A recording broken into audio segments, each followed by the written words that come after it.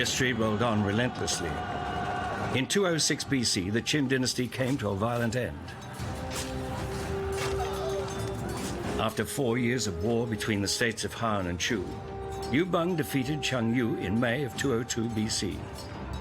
Yubeng, supported by regional kings, became the first emperor of the Han Dynasty. In what is known as Han's inheritance of the Qin legacy, the new emperor and his ministers basically adopted the Qin legal system. However, they reconceived the Qin system of centralized bureaucracy, which extended down to prefectures and counties. The early Han rulers melded the Qin system of central government with the previous system of traditional enfeoffment or feudal tenure. Hidden dangers lurked within this dual system. It tore allies and bloodlines apart. A power struggle followed between the dictatorial emperor and the kings, and China began a new round of bloodshed.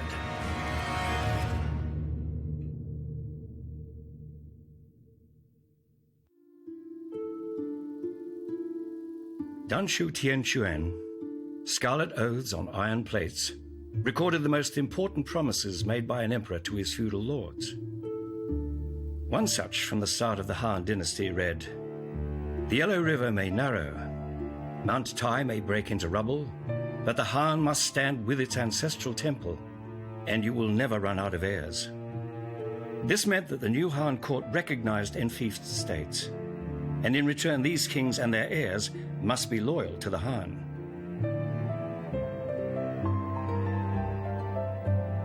To consolidate his rule, Yubeng, now Emperor Gaozu, exchanged that oath with the 7 Yixing Wang, or differently surnamed kings, who had helped him to the throne.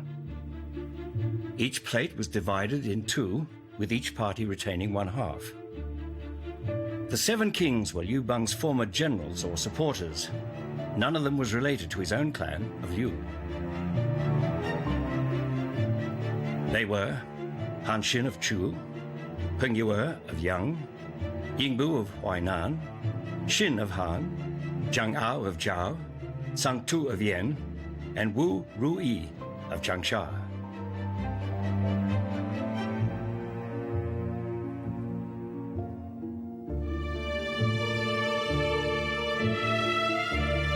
The famous Hangu Pass, through which Lao Tzu had once traveled, was the demarcation line between Yubeng and the regional kings.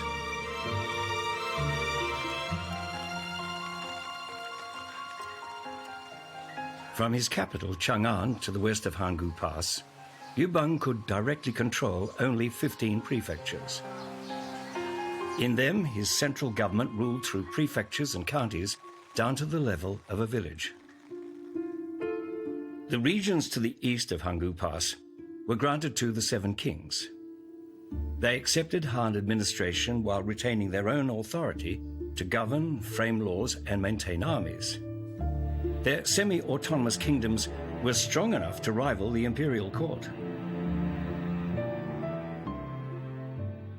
汉初的所面临的这个政治制度的选择，要么是单一的郡县制，要么是军国并行制，但是刘邦最后是选择了军国并行制，这里面有主观原因，也有客观原因，但是我个人认为客观的原因可能更大一点，就是他没有办法，他必须只能够采取这样一种制度，才能够维持一个表面上的大一统的这样一个局面，才能够获得他这个皇帝的称号得到更多的人的拥护。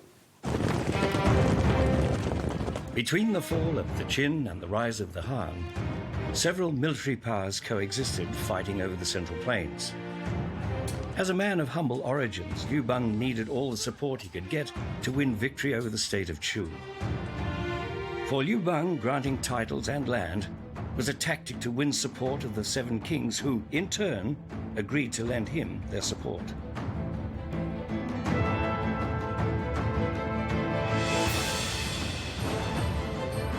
In October 202 BC, Yubeng had pleaded with Han Xin and Ping Yue to join an attack on Chengyu. But they withheld their armies because he had not promised them titles. As a result, Liu Bang lost the battle. Liu Bang then quickly granted them titles so they would help him defeat Shang Yu. Likewise, Liu Bang had no choice but to grant titles to the regional kings. 那么刘邦后来又在楚汉战争当中战胜了项羽，在这个战胜过程当中呢，他为了能够团结的力量，争取很快的推翻战胜这个项羽，所以说他也无奈的不同时机的采取了分封的办法来巩固自己，壮大自己。 But their increasing power quickly proved to be a great threat to the Han Dynasty. Only 5 months after Liu Bang ascended the throne, King Sangtu of Yan rebelled. Liu Bang led his army to suppress the rebels. Since Sangtu's power was relatively weak compared with that of the other kings, Liu Bang successfully subdued him in less than 2 months.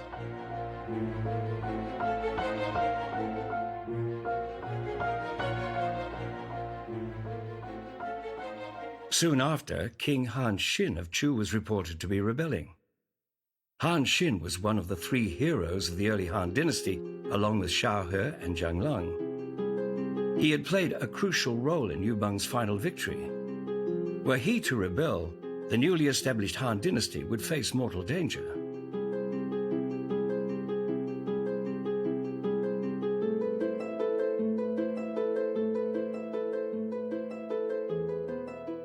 有人告韩信造反的时候，首先呢，对刘邦来讲感觉到很恐慌，但是呢，刘邦呢心态是什么呢？他是宁信其有，勿信其无，因为他对韩信的猜忌或者忌惮是由来已久，不是一日。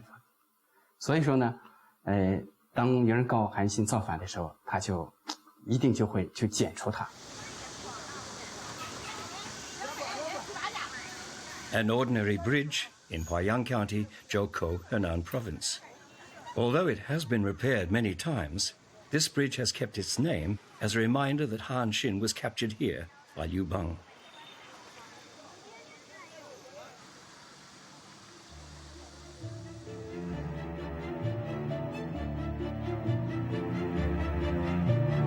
Liu Bang eventually took his chancellor Qing Peng's advice and ordered his guard to capture Han Xin. Unwilling to have Han Xin summarily executed, Liu Bang demoted him from king to duke of Huaiyin.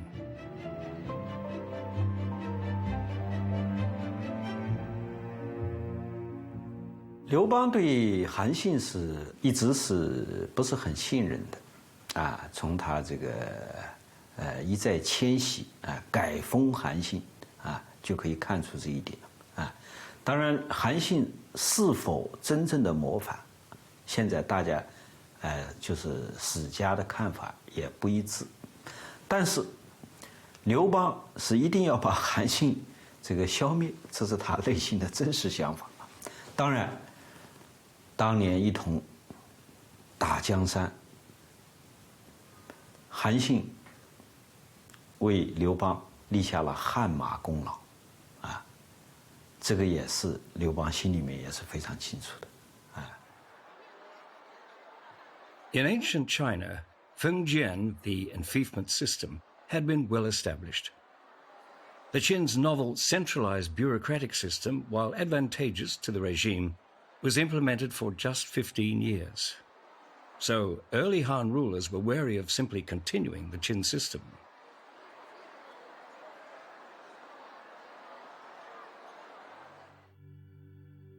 Instead, they sought a balance between the 2 systems of government in order to retain lasting stability.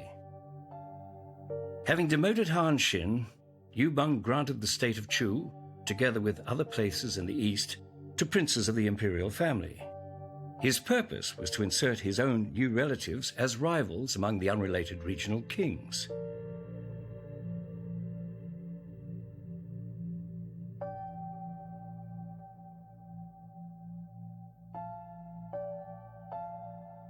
Liu Bang appointed his cousin, Liu Jia, to be king of Jin, ruling over 53 counties. His younger brother, Liu Zhao, to be the king of Chu, ruling over 36 counties. His elder brother Liu Shi to be the king of Dai, ruling over 53 counties, and his illegitimate son Liu Fei to be the king of Qi, ruling over 73 counties. The power of the relatives and the rivals was to be evenly balanced. 这样的话，可能还是有一个类似的这个惯性在里面。第一，分封这种体制，它就是郡县下面分封体制，它是一直在执行。另外呢，它是在剪除了异姓诸侯王之后啊，他认为这个异姓诸侯王之所以会背叛他，是因为他们不姓刘，跟自己呢不是同心同德的。所以说呢，他认为刘姓子弟比较可靠。同时呢，可能他的意识当中，他还认为，一旦大汉有难的话，还是吩咐那些诸侯王一来维护大汉，可能这个还是很关键的，所以就代之以同姓诸侯王。A storm was brewing in the north. Internal turmoil in China gave the Xiongnu, the Huns, under Chief Moldu, the chance to conquer the Mongolian plateau and invade the central plains. In 201 BC, the Huns attacked Mayi, capital of the state of Dai. And King Xin of the state of Han surrendered in the face of the Huns' overwhelming power. In 200 BC, Yubang led an army of 300,000 to attack King Xin and the Huns. However, he was almost killed after being besieged by 400,000 soldiers on Mount Baidong in Pengqing County, today's Shenxi province.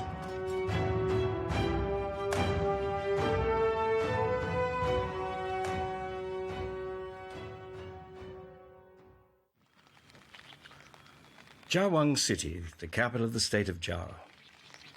In December 199 BC, Yubang passed by on the way back from battle to Chang'an. The king of Jiao, Zhang Ao, was Yubang's son-in-law and was very respectful during the emperor's visit. 刘邦这个人呢，非常傲气，架子非常大，所以处处摆架的鄙视。在这个情况下，这个赵国下边一些大臣和相看不起啊。当时赵相叫是冠高，还有个大臣叫赵武，就看不惯刘邦的作为。他怎么这么傲气，怎么的？我们气不平，咱们为了打天下，出生卖死。结果现在他当皇帝后，就这么来看待，咱们要把他杀了。 Prime Minister Guan Gao and his accomplices in Zhao failed to assassinate Yubang. Yubang demoted Xiang Ao to Duke Xuanping and made his own son, Liu Ruyi, formerly king of Dai, the new king of Zhao.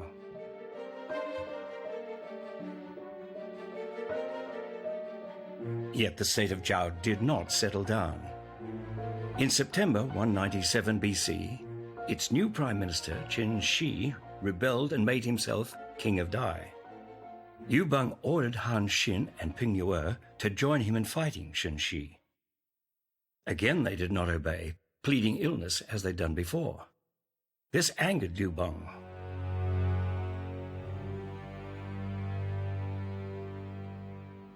He was also soon told that Han Xin, now Duke of Huaiyin, and Shen Shi had conspired to attack Empress Liu and Crown Prince Liu Ying while Yubang was away from Chang'an.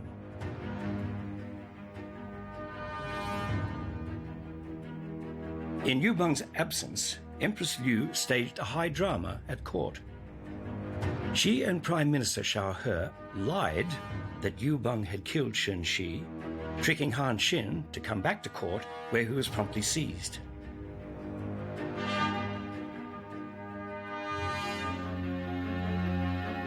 Xiao He thought that Empress Liu would wait until Yubang returned. He did not foresee how cruel Empress Liu could be. She wasted no time in having Han Xin beheaded and his father, mother, and wife killed. The Han court was descending into darkness. When Han Xin, once one of Yubang's greatest allies, had become his most dangerous enemy, his life fell forfeit to political necessity. The emperor's scarlet oath on an iron plate was now only shards of scrap metal.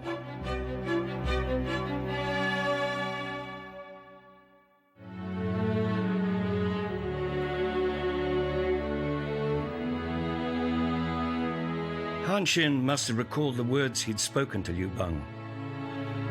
When the rabbits are dead, the hunting dogs get killed. When the enemies have been conquered, time is up for your generals. A great hero of his time, Han Xin met a wretched end. However, in his hometown, Huai'an, legends about him and memorial buildings proliferated. People are still singing his praises and celebrating his extraordinary achievements.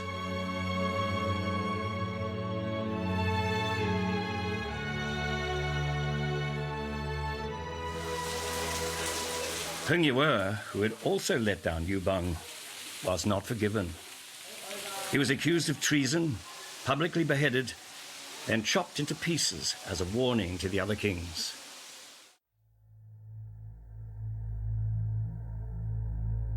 After Han Xin and Peng Yue had been killed one after another, King Yingbu of Huainan took fright.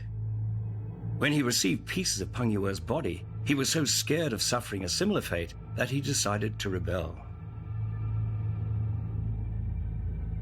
By the time his worst enemies, including Han Xin and Peng Yue, had been dealt with, Liu Bang was too old and sick to fight. King Yingbu seized the opportunity to conquer the state of Jin.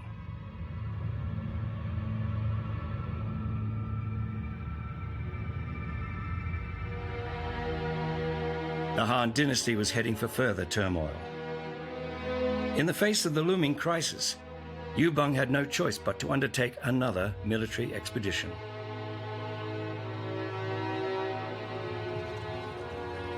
In the chill of October 195 BC, Liu Bang defeated King Yingbu in the western part of Jin County. When King Yingbu fled to Boyang, the locals killed him. However, Liu Bang had paid a high price for his victory. He'd been hit by an arrow, and his days were numbered.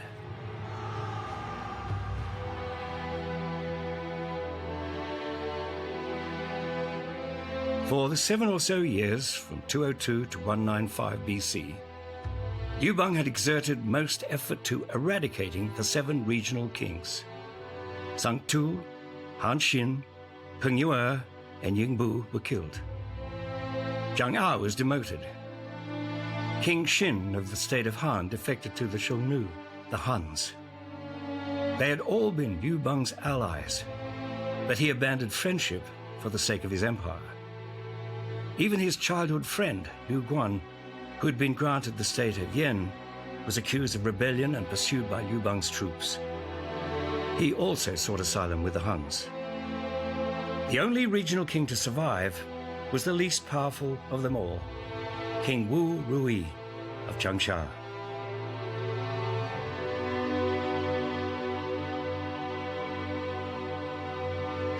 Liu Bang was using kinship to support his dynasty. He appointed Liu Fei to be king of Qi, Liu Bi as king of Wu, and Liu Heng as king of Dai. Kings with the Liu family name now occupied the majority of the enfeoffed territory.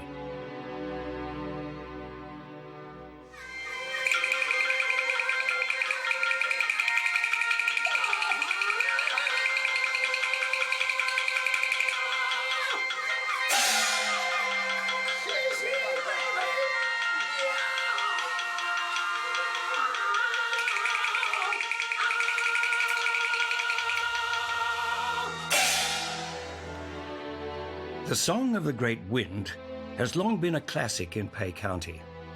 Its author, Liu Bang, once lived near here in Zhongyangli in Fengyi, today's Xuzhou, Jiangsu province. In 195 BC, having defeated Yingbu, Liu Bang returned to his hometown.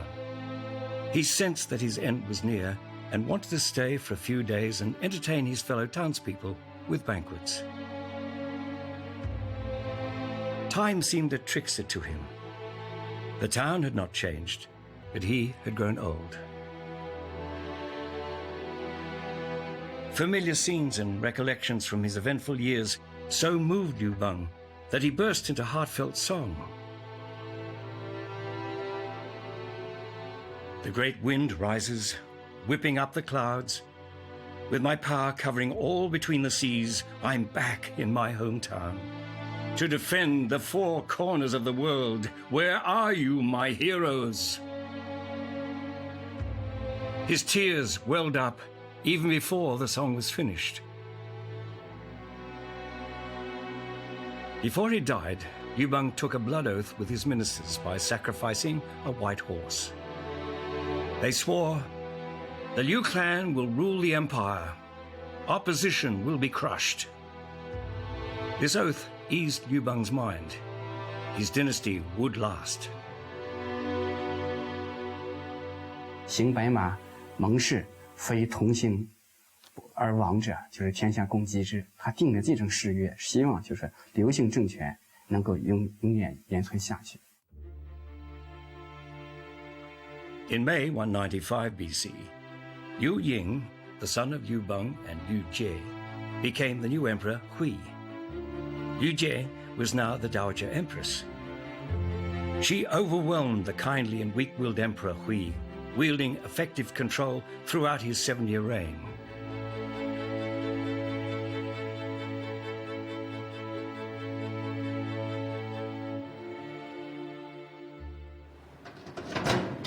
In 1999, archaeologists discovered the tomb of King Liu Tai of the state of Liu. Among the relics unearthed were official state seals, including those of the chief official, the prime minister, and the chief official's assistant. Bronze and lacquer wares bearing the character Qi were made in that state and used as tribute to the Dowager Empress Yi.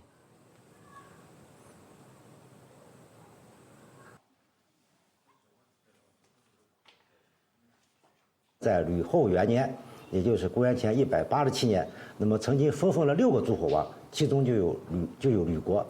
吕国呢是吕后的侄子，那么他把他直接封到了这个，把济南原来的齐国的济南郡割出来作为吕国的地盘，那么把济南就作为吕国的国都。也可能由于当时候吕后的这个威望和他的这个势力比较大，所以大家呢巴结吕氏集团比较多，所以说呢给了他很多东西。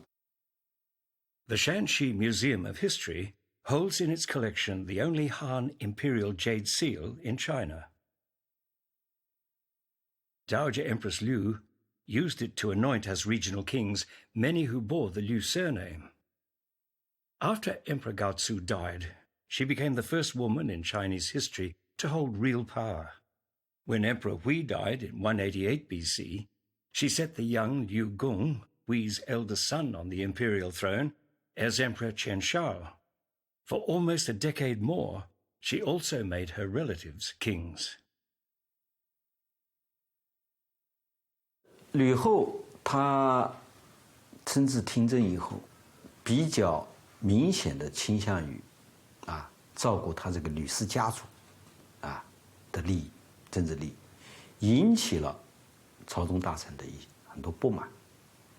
这个在她活着的时候还能够被压制，那么她一旦死后，这样一些吕氏和这些大臣的矛盾就会激化了。 In July 180 BC, Dowager Empress Liu died. She had previously appointed her nephew, Liu Lu, as commander of the Northern Army, and Liu Chan as commander of the Southern Army.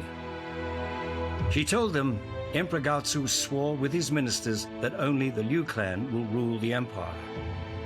Since our Liu clan now rule, the ministers must be resentful.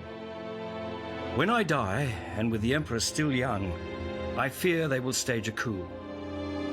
Instead of attending my funeral, you must stay at court and protect the emperor with your armies.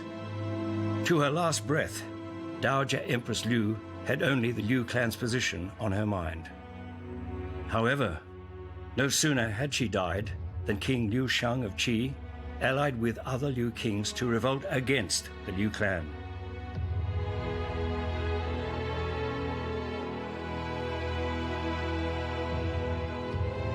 The Han Defense Minister Zhou Bo, Prime Minister Chen Ping, and Duke Liu Zheng of Jushu took control of the armies.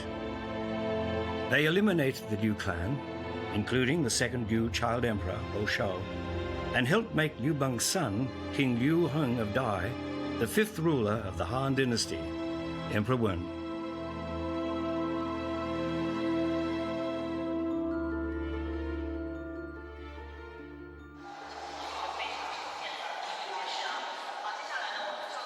This museum at the foot of Mount Lion in Suzhou, Jiangsu province, contains an army of miniature terracotta warriors.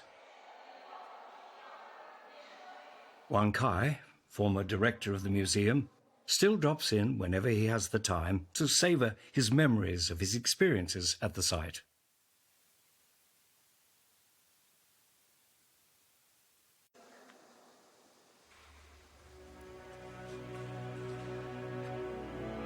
The terracotta warriors were unearthed in 1984 when a construction team came across a sub-burial pit.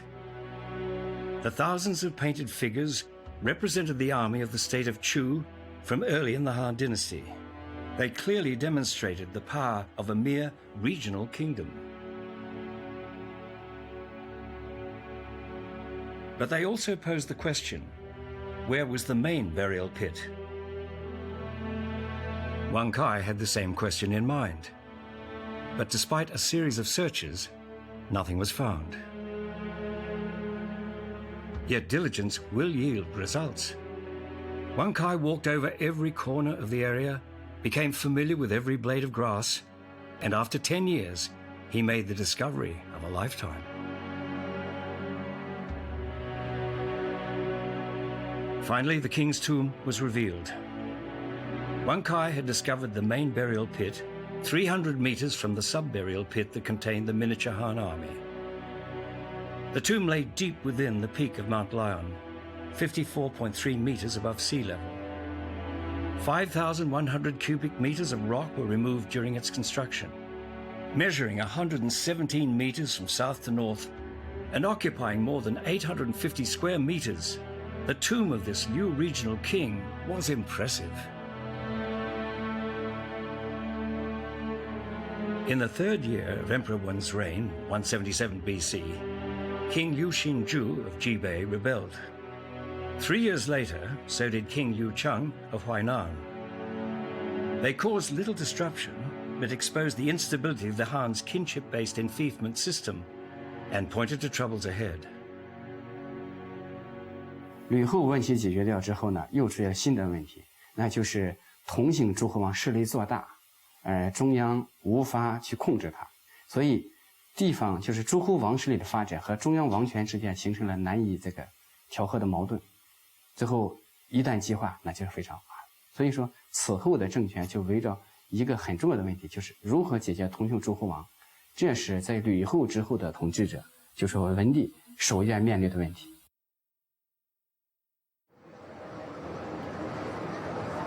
Jia Yi was grand tutor to the king of Changsha, roughly modern Hunan province. Despite his youth, he was an outstanding figure during Emperor Wen's reign, highly talented and watchful of the empire's future. His treatise, A Policy on Security, presented his insights on long-term security for the empire and an analysis of the danger inherent in the Han's enfeoffment system. 当时贾谊分析当时的同姓诸侯王的情况，他是这样分析的。他说，现在的这个汉朝就像得了一个手足中伤病的病人一样，他的小腿粗的跟人家腰一样粗，他的脚趾粗的跟这个小腿一样粗。这种状况如果不及时治疗，那即就是扁鹊在世也很难以医治了。所以他的意思呢，就是现在赶快对这同姓诸侯王要进行这个医治他的势力，削弱他的封地，所以提出来重建诸侯而少其力的这个策略。Emperor Wen strongly agreed with Jia Yi, though he did not think it was the right time to take action. Emperor Wen observed the policy of Wu Wei, that is, not to force the situation, create troubles, or disturb the people, but to focus on recovering from years of war and restoring the country's prosperity.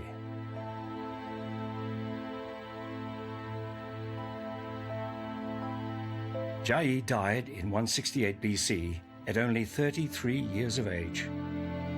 His early death was a great loss to the young dynasty. However, another young talent was about to emerge, Cao Cuo. Nicknamed Ji Neng, literally bag of wisdom, he served as the crown prince's advisor. In 165 BC, Cao Cuo suggested to the emperor that the regional kingdoms be weakened. This advice was based on Jia Yi's proposed divide and rule policy. When King Lu Tze of Qi died without an heir, Emperor Wen split Qi into 6 states and Huainan into 3. In 157 BC, Emperor Wen died, and Crown Prince Liu Qi ascended the throne as Emperor Jing.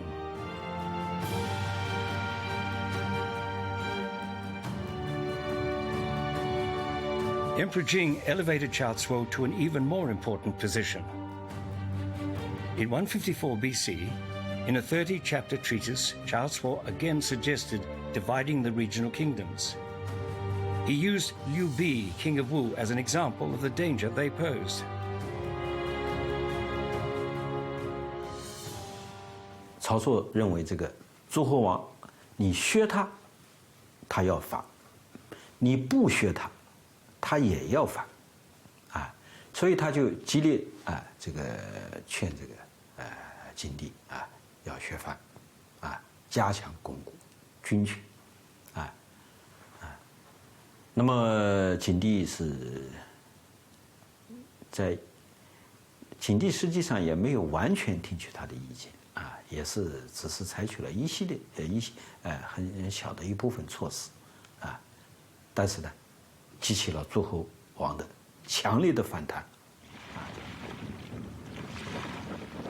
我们香山产业历史那个悠久啊，从那个汉朝已经开始那个生产业了，将近2000多年历史。Qi is the heir of the age-old salt production industry in Shangshan County, Zhejiang Province. It was once under the control of Liu Bi, Liu Bang's nephew, and the strongest regional king. His state of Wu benefited from producing sea salt and the mining of copper. The state of Wu minted its own widely circulated copper coins, stimulating other states to expand their own powers. Emperor Jing worried that curtailing this expansion might provoke disaster.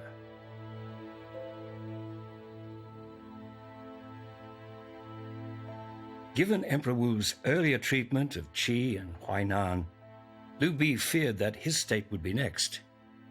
So he secretly allied with the states of Chu, Zhao, Jiaoxi, Jiaodong, Sichuan, and Jinan to rebel.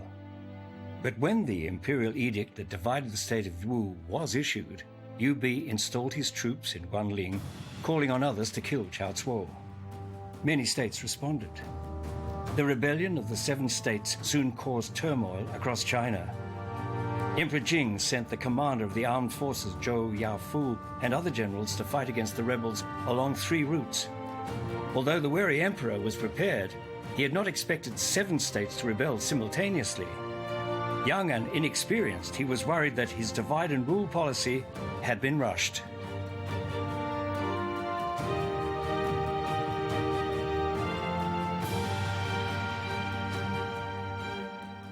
应该讲吴楚七国之乱是西汉立国以来最大的内乱，而对景帝来讲，他是作为一个新继位，其实没多长时间的一个君主，所以面临这种情况，他应该是惊慌失措，所以他能够想到的，就是尽快消弭这场战争。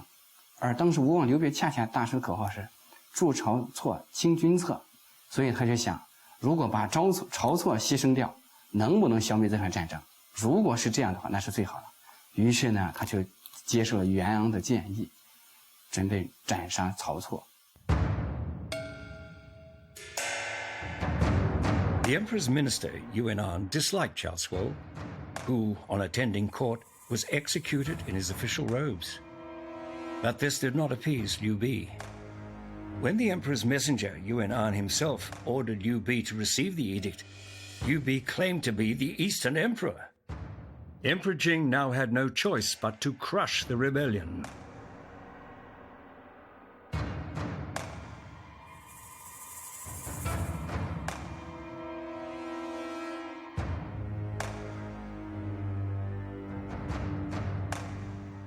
At first, the Wu and Chu armies met strong resistance from the emperor's brother, the king of Liang. When Commander Zhou Yafu blocked their food supply, the rebels counterattacked, but ultimately they starved. Zhou Yafu won the battle, and the king of Chu committed suicide. Liu Bi escaped to the state of Dongyue, where he was decapitated. The head of the self-proclaimed Eastern Emperor was then sent to the Han capital, Chang'an. The rebellion of the Seven States was quelled in just 3 months.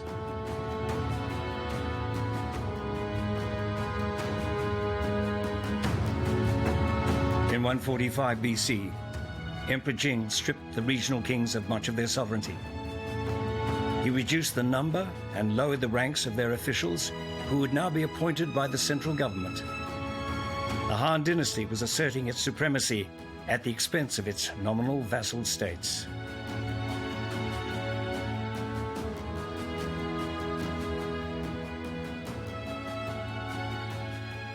吴楚七国之乱之后平定之后，那么汉景帝采取了一系列的措施来削弱诸侯王的势力。一个是重建诸侯而少其力，像吴楚这些过去的诸侯王的这个地方他又把它拆分为很多小的侯国削弱它的力量。那么第二个方面呢，就是改革它的官制。就是诸侯王的这些官，过去是诸侯王自己设立的，现在改为天子就是皇帝来给他治官。In 142 BC, Liu Che, the 15-year-old heir apparent, underwent his coming-of-age ceremony earlier than usual because Emperor Jing was very ill. The following year, he was proclaimed Emperor Wu.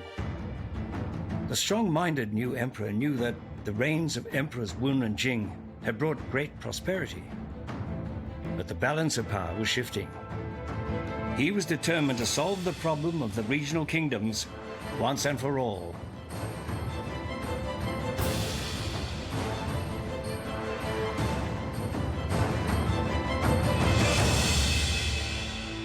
In 127 BC, Emperor Wu took the advice of Zhu Fuyan, the Han court's chief administrative official for the state of Qi, and issued an order called Extension of Royal Graciousness.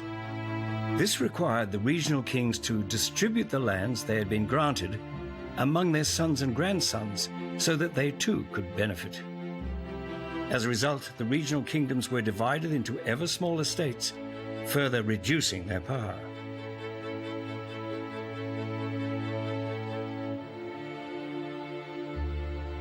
His determination saw him issue 2 more laws: the left officials' law and an anti-bribery law, which barred central government officials from accepting bribes and granting higher ranks to state-level officials. 左官律就是朝廷规定，凡是在诸侯王任官的官吏为左官。汉代是以右为尊，以左为卑。所以从名号上讲，凡是你在诸侯王任官的，你从名号上讲你是低人一等。同时规定，凡是在诸侯王任官的官吏，朝廷不再录用。赋役法就禁止朝中的大臣和诸侯王之间阶层碰打，朝中的大臣不允许和这些诸侯王国的这些官吏相互的来往，这就是赋役法。左官律和赋役法实际上都是加强中央集权。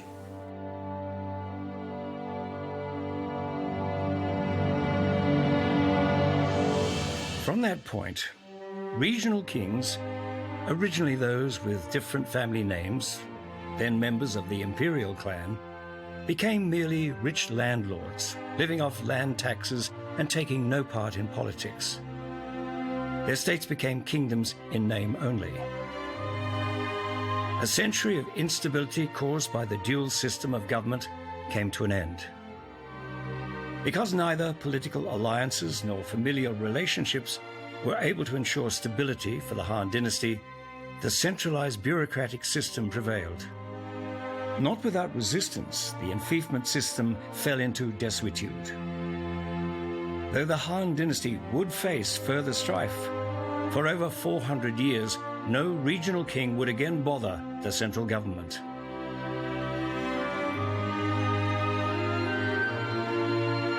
Over the next 2,000 years of Chinese history, the central bureaucratic system played the main role, though enfeoffment, in one form or another, never completely disappeared.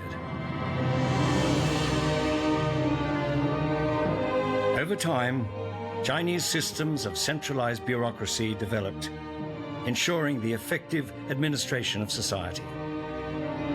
Whereas enfeoffment had divided, the central bureaucratic system united society, from the central government down via prefectures, counties, and districts to the villages. It fostered social stability and economic development.